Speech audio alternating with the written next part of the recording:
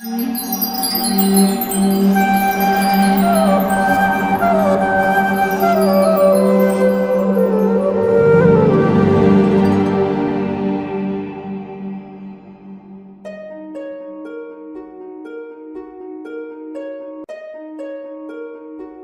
consider the 4 areas of scientific studies which strongly point to reincarnation.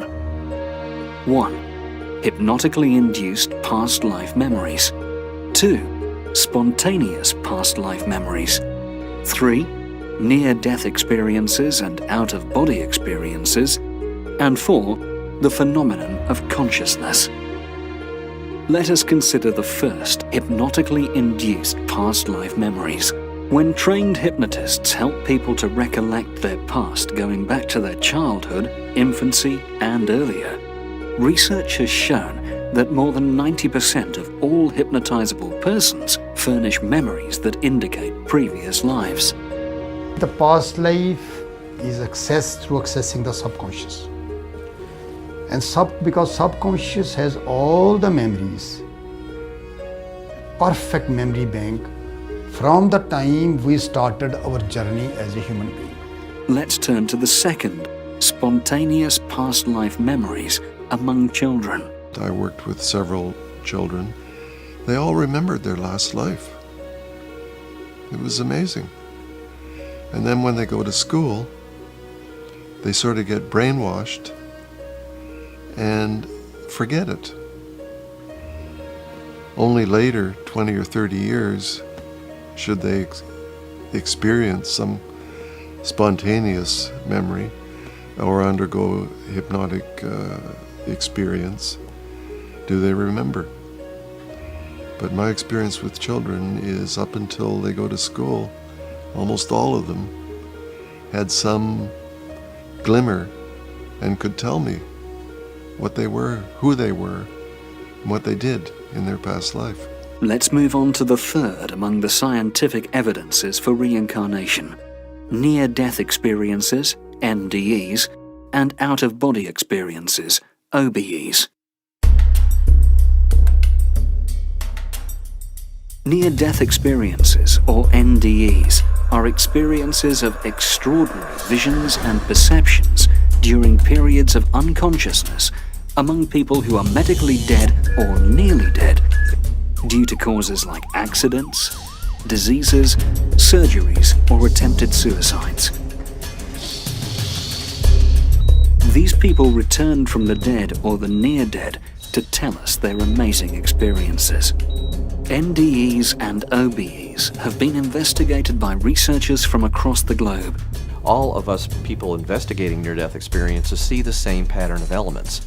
Often one of the first things to happen right after that life-threatening event, often the first element of a near-death experience, is what's called an out-of-body experience. Consciousness separates from the body and goes over the body.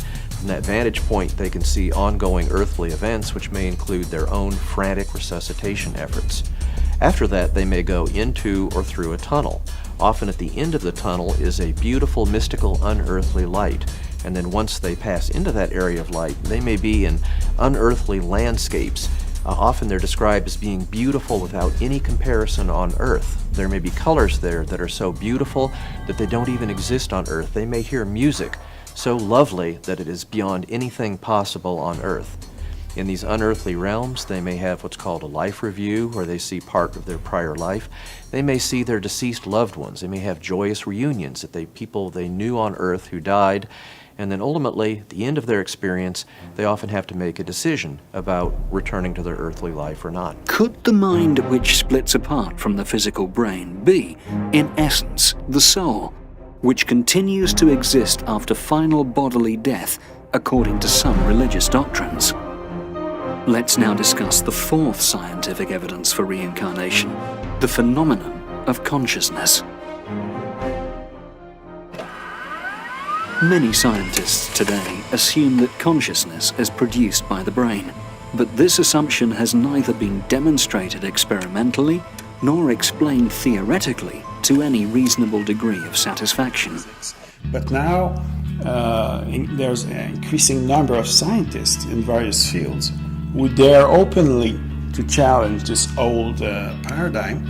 And we're moving toward what some have started to call a post-materialist paradigm.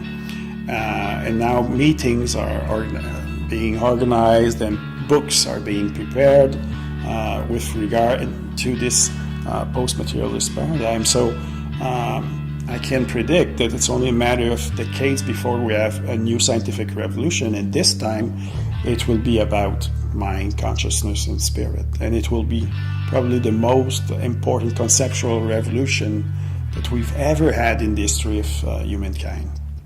Thus, scientific studies in these four fields offer strong evidence for the existence of a soul different from the body. No wonder that Austrian scientist Rudolf Steiner remarked, "Just as an age was once ready to receive the Copernican theory of the universe, so is our age ready for the idea of reincarnation to be brought into the general consciousness of humanity." For reincarnation to come to the forefront of global human consciousness, humanity needs a systematic understanding of the soul and its reincarnation.